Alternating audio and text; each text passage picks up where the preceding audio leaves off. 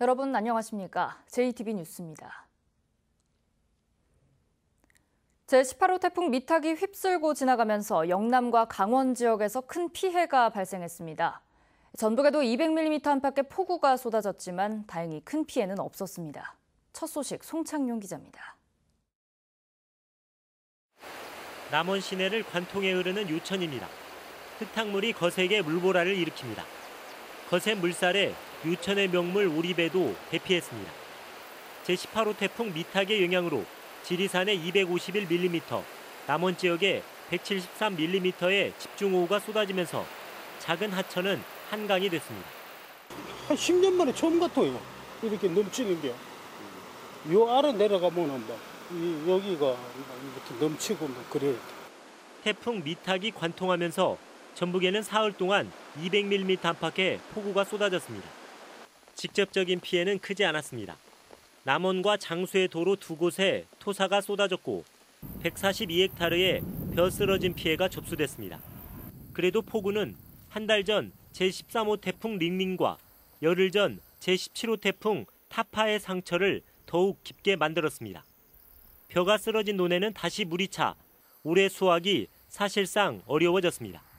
한 일주일 정도 지내야 이거 작업으로 해냈는데 이대로 가면은 나락은 영 콩판에 내목들 못 올 것 같아요. 지금 실어진 나락은. 태풍 링링 때 무너진 도로 절개지는 잇따른 태풍과 잦은 비로 아직까지 손을 대지 못하고 있습니다.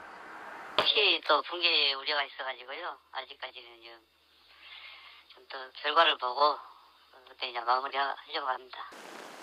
태풍 미탁이 큰 피해 없이 지나갔지만 연이은 태풍과 폭우로 집안이 많이 약해졌기 때문에 산사태와 집안 침하 등에 대한 각별한 주의와 대비가 필요합니다. JTB 뉴스 송창용입니다. 군산 지역 원도심의 소규모 상가 공실률이 4년 만에 7배나 늘었습니다. 국가산업단지 부근도 상황은 비슷한데요. 영세 상인들이 영업을 포기한다는 뜻이기 때문에 지역 상권이 뿌리채 흔들린다는 위기감이 커지고 있습니다. 김진형 기자의 보도입니다. 군산 국가산단 배후 도시인 오식도동입니다. 2년 전 조선과 자동차 근로자들이 잇따라 떠나면서 함께 문을 닫은 빈 상가들이 여전합니다. 이런 거 진짜 안 된다고 봐야지. 사람이 있어야지. 사람이 더 빠져나가. 의류 판매점들이 모여있는 구도심 역시 빈 상가들이 쉽게 눈에 들어옵니다. 지금 계속해서 해가는 추세인 것 같아요. 이대로 쭉 가면은 좀 더 안 좋아질 것 같아요. 군산 지역 영세 상인들이 장사를 접으면서 빈 점포가 늘고 있습니다. 한국감정원이 영세 상인들이 주로 임대에 사용하는 300제곱미터 이하 소규모 상가의 공실률을 조사한 결과 올해 2, 4분기 공실률은 25.1%로 2016년 같은 기간 3.5%에 비해 7배나 늘어난 것으로 나타났습니다. 영세 상인들이 영업을 포기하면서 소규모 점포 4곳 가운데 한 곳이 비어있는 셈입니다. 군산 저선소와 GM 군산 공장의 폐쇄로 충격을 받은 지역 경제가 아직 살아나지 않은 데다 인구수마저 줄고 있는 게 원인이란 지적입니다. 임대를 내놓으려고 하는 사람은 많이 있지만 이렇게 찾는 사람이 없는 것이 장기화가 될 것 같습니다. 대기업의 이딴 공장 폐쇄에서 시작된 경제 침체가 긴 불황의 터널에서 벗어나지 못하고 있습니다. JTB 뉴스 김진영입니다. 혁신도시 악취 발생이 줄어든 것으로 나타났습니다. 지속적인 단속 덕분인데 근본적인 해결을 위해서는 악취의 원인으로 지목되는 김제 용지의 축사 매입이 필요하다는 지적입니다. 하원호 기자입니다. 도내 최대 축산단지인 김제 용지. 직선거리로 3km 떨어진 혁신도시가 손에 잡힐 듯 가깝습니다. 용지에서만 72개 축사에서 소와 돼지, 닭 등 116만 마리의 가축이 사육되고 있습니다. 악취가 심한 돼지 농장도 31곳, 가축 분뇨로 액비나 퇴비를 만드는 공장도 16곳에 이릅니다. 환경당국의 지속적인 단속으로 지난 3월부터 8월까지 월 평균 악취 발생 일수가 1.83일로 지난해 같은 기간보다 줄었지만 악취는 여전합니다. 그전에 비해서 혁신도시 악취 문제가 많이 저감되었습니다. 기압이 낮거나 날씨가 좀 흐린 날에는 냄새가 살짝 나는데 그 부분이 좀 해결되었으면 합니다. 전라북도가 배출 허용 기준을 3차례 이상 초과한 퇴비, 액빛 공장 4곳을 신고 대상 배출 시설로 지정하기로 했습니다. 악취 배출 허용 기준이 강화되고 처벌도 엄격해집니다.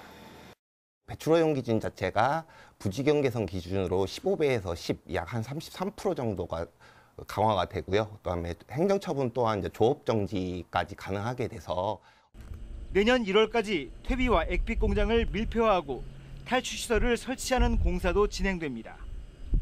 혁신도시 악취 문제의 근본적인 해결책은 익산 왕궁처럼 이곳 김제 용지도 특별 관리 지역으로 지정해 국가 예산으로 축사를 매입하는 겁니다.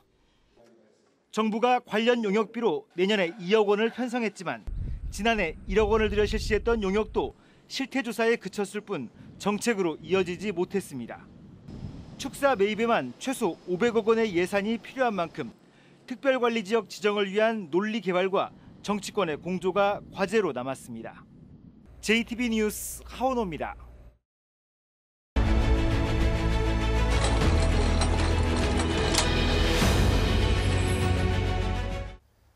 지방 소멸의 위기를 극복하기 위한 특별기획 지역의 시간. 한때 일본에서 기적의 마을로 불렸던 한 농촌 자치단체가 있습니다. 신생아가 늘고 인구도 증가했기 때문입니다. 이 기적의 마을은 10년 후 어떻게 됐을까요? 이곳의 사례를 통해서 인구 증가에 담겨 있는 사회 경제적 요인의 함수 관계를 살펴봤습니다. 3살 난 딸을 키우는 후르타 씨 부부는 5년 전 청년 정주 촉진주택에 입주했습니다. 집세가 시세의 절반 수준이었기 때문입니다.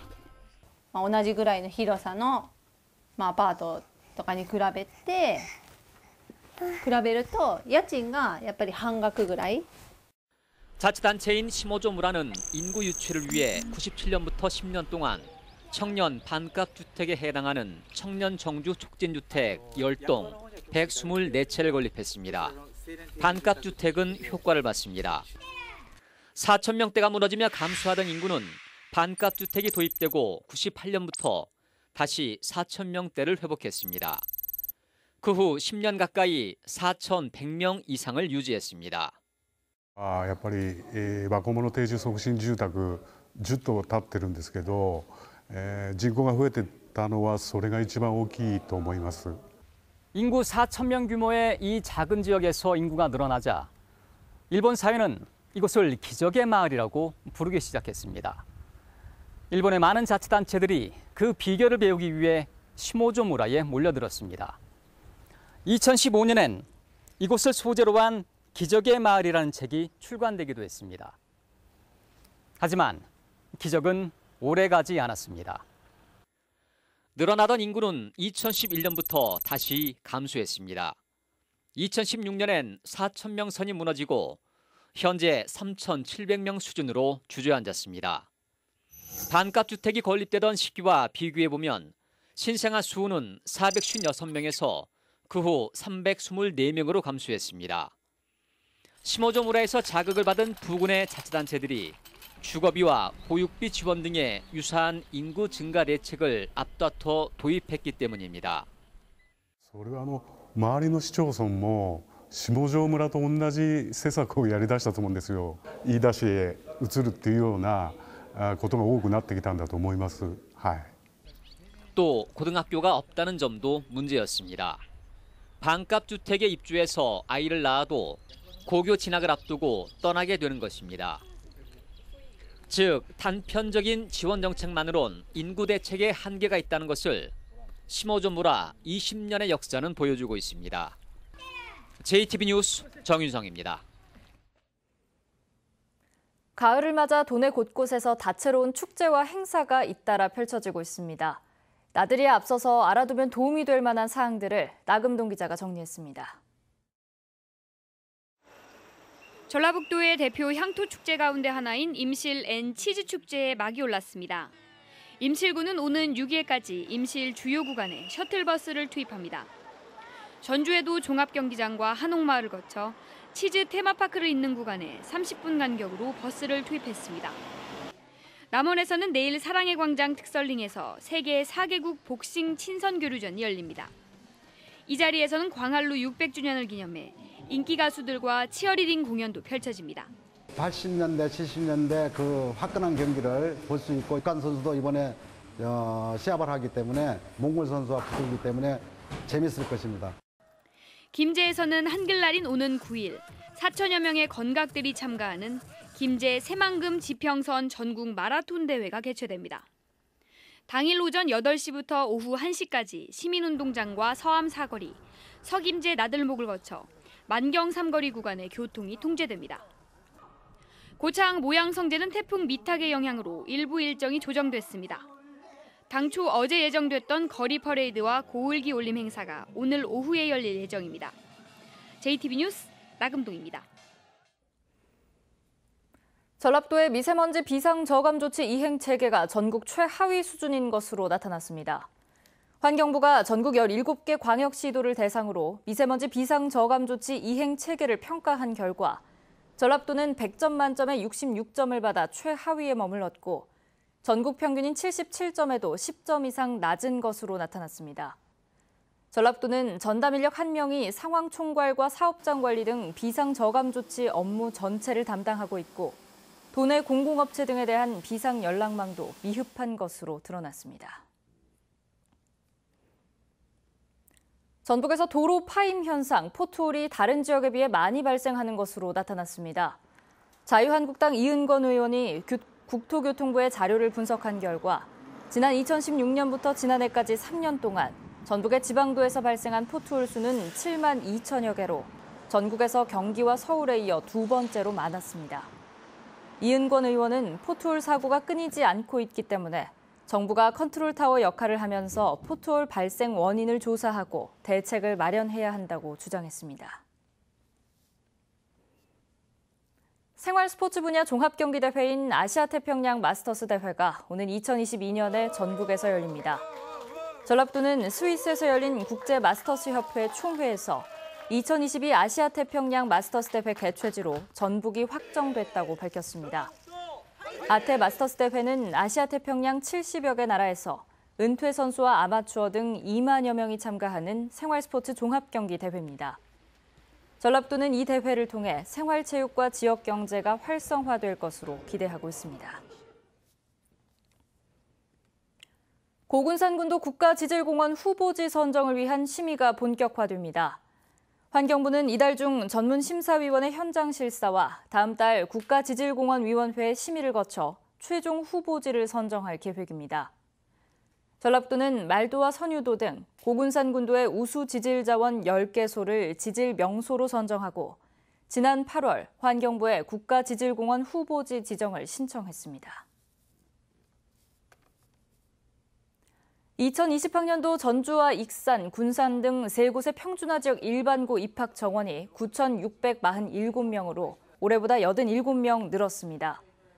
지역별 입학 정원은 전주 6,021명, 익산 1,890명, 군산 1,736명입니다.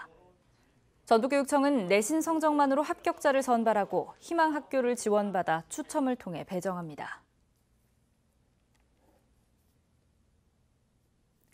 6천여 가구의 아파트 단지가 들어서는 군산시 조촌동에 연안초등학교와 금강유치원이 신설됩니다. 전북교육청은 이 같은 신설 계획이 교육부의 심사를 통과했다면서 오는 2022년 3월 개교를 목표로 후속 절차를 진행한다고 밝혔습니다.